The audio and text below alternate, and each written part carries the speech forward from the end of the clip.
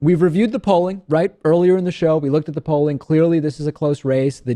As a result, the presidential debates are expected to, number one, get Super Bowl level viewership, starting with the first debate tonight. And number two, potentially could really, really impact the race, which they should. The first debate, if you haven't heard, is tonight, 9 p.m. Eastern Time, 6 p.m. Pacific.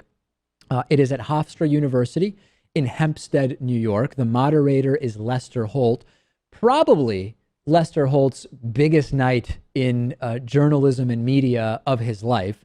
The debate topics are going to include America's direction, achieving prosperity, and securing America. Who is debating? Because we do have more than just Donald Trump and Hillary Clinton, but no, Libertarian candidate Gary Johnson and Green Party candidate Jill Stein, who would love to be on that stage, are not going to be there. You need at least 15% support in national polling. I believe that they take 5 recent polls and take the average there. Neither Gary Johnson nor Jill Stein are even remotely close to that, so they will not be on the stage tonight. The format, we will have 6 15-minute segments. Each segment will start with a question. The candidates will get 2 minutes to respond, followed by responses to each other. And then the remaining time is going to be for, quote, deeper discussion. That is exactly what I want to focus on with you today.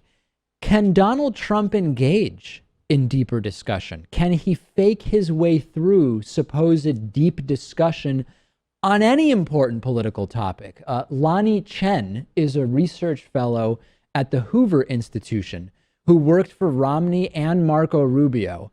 And he said on CNN's Party People podcast a few days ago that no, Donald Trump cannot fake his way through 90 minutes of deep discussion debate. Here's a quote from Lanchi Chen. The 90-minute general election format makes it a lot harder to one-line your way through it. I think it's going to be very, very hard for Donald Trump to spend 90 minutes bumper stickering. I think he's got to have something. As I watch tonight's debate, I'm going to try to make a list of the actual positions that Trump and Clinton respectively take. I'm going to make a list of the ideas that they propose so we can try to eliminate bluster, sidebar, insults, and really figure out what do the candidates know, and can they go 1 talking point deep on an issue? Can they go 2 talking points deep on an issue? Could they go 3? Could they actually elicit from each other? Because I think that's what it's going to take. I don't know that Lester Holt is going to elicit deeper discussion from Donald Trump necessarily, maybe from Hillary Clinton, I'm not sure. Can they really put each other in positions to have to demonstrate that they know something? And that's how I'm going to watch this thing. Here's the problem for Hillary Clinton. There is no doubt that Hillary Clinton is exponentially, infinitely, overwhelmingly more competent, knowledgeable, and qualified than Donald Trump on essentially every political issue. But can she make that clear within the bounds of the debate format without seeming, number one, boring? And I know it's sad. It's sad that I have to say Hillary can't be boring, because that is a really big factor in how the debate tonight will be perceived. And number two, not being overly wonky. There was an interesting article I read this morning, and I read so much this morning to get caught up on what's going on. It was either New York Magazine, I think it was New York Magazine, about, and the gist of it was, Hillary Clinton's wonkiness may actually not serve her that well. And I'm curious to see how she presents her clearly deep knowledge of many issues in the debate tonight. And now, I do want to warn those who are emailing me daily and saying, David, first debate's going to happen. Trump's going to make a fool out of himself, because you can't fake your way through something like this. It is actually possible to sort of fake your way through a 90-minute debate. Let's take an example in thinking back to the 2008 election, the vice presidential debate between vice presidential nominee Sarah Palin and vice presidential nominee Joe Biden. Sarah Palin was embarrassingly clueless compared to Joe Biden.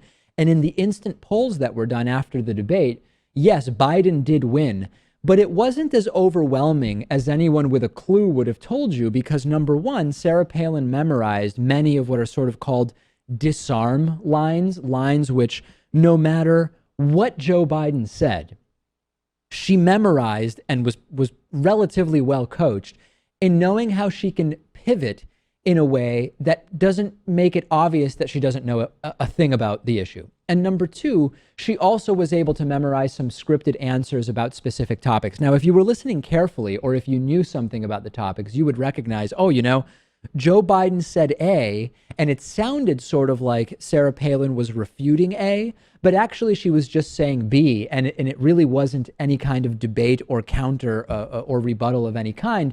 But if you're only sort of paying attention and you're looking at tone and presence, it seemed like Sarah Palin actually did okay. And that could happen tonight as far as Donald Trump is concerned. Last issue I want to talk about here, and we've talked about debate prep before, how Hillary Clinton and Donald Trump respectively have been prepping for this major debate tonight. There have been some so-called leaks or slips or whatever from the Trump campaign that Trump is not doing any formal prep like normal candidates do. He's not doing a full-length mock debate, for example. That may be true. It may not be true. But these so-called leaks may be deliberate. And we're already seeing both the Republican and Democratic sort of surrogates, talking heads all day today, lowering expectations. The Republican people saying, listen, Hillary Clinton has the clear advantage. She's an experienced debater. Trump is not an experienced debater, et cetera, et cetera.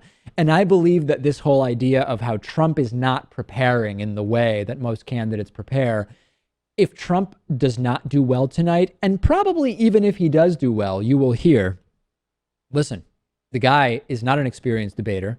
He didn't prepare in the way that most candidates prepare.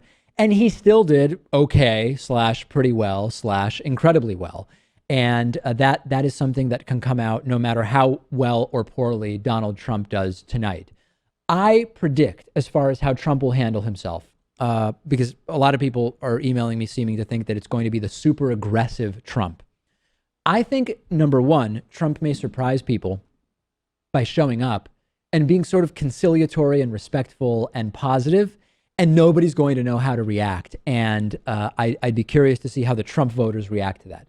Number two, I would expect some Marco Rubio type deflection from Donald Trump tonight on a number of different issues. And this goes beyond just scripted disarm statements, but really significant deflection when he's put on the spot by Hillary Clinton on very, very specific issues. This could come in the form potentially of references to Hillary Clinton pseudo scandals, so-called scandals, etc. Some have speculated that maybe it would even involve bringing in Bill Clinton's personal history into this entire thing. I don't really know, but I would definitely anticipate reflection. And lastly, Trump has very successfully taken the position of the guy who is being unfairly treated by everybody. Media's treating him unfairly.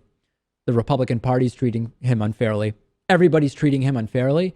And I would expect that there are going to be some accusations of lack of fairness tonight in the debate. Last thing I want to mention, research more in depth, if you have a few minutes before the debate tonight, something called the Gish Gallop. I'll put up a definition of the Gish Gallop from Rational Wiki for you. This is something I've talked about before. The Gish Gallop, also known as proof by verbosity, is the fallacious debating tactic of simply drowning your opponent in a torrent of small interlocking arguments intended to prevent your opponent from being able to rebut your conclusions in real time. The Gish Gallop is thus essentially a belt-fed cousin of the on-the-spot fallacy, as it's unreasonable for anyone to have an answer immediately available to every single argument presented in the Gallop. This may be Trump's best technique going forward.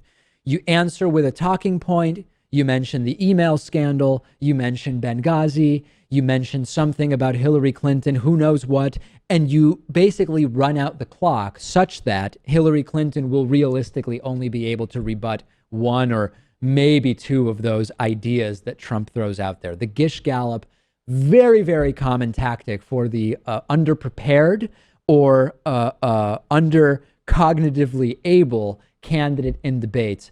I will be watching tonight, and tomorrow we will have full coverage and debriefing. Omaha Steaks sent me a great package of steaks, and it was fantastic. As some of the audience knows, my girlfriend is pescatarian, so I invited over some of my meat-eating friends, and we used my new grill that I finally got now that it's almost fall, and everybody loved it. It was terrific. I kind of rather grill in the fall than summer, just less oppressively hot.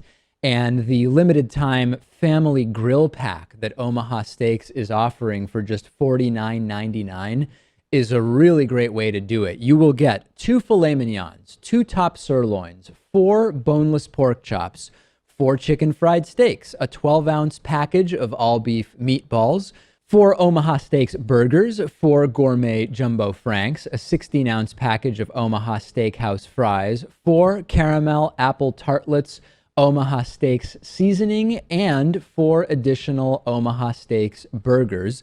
And just for my listeners, Omaha Steaks is offering all of this for only $49.99. This is a huge savings. Go to omahasteaks.com, enter my code Pakman in the search bar, and add the family grill pack to your cart.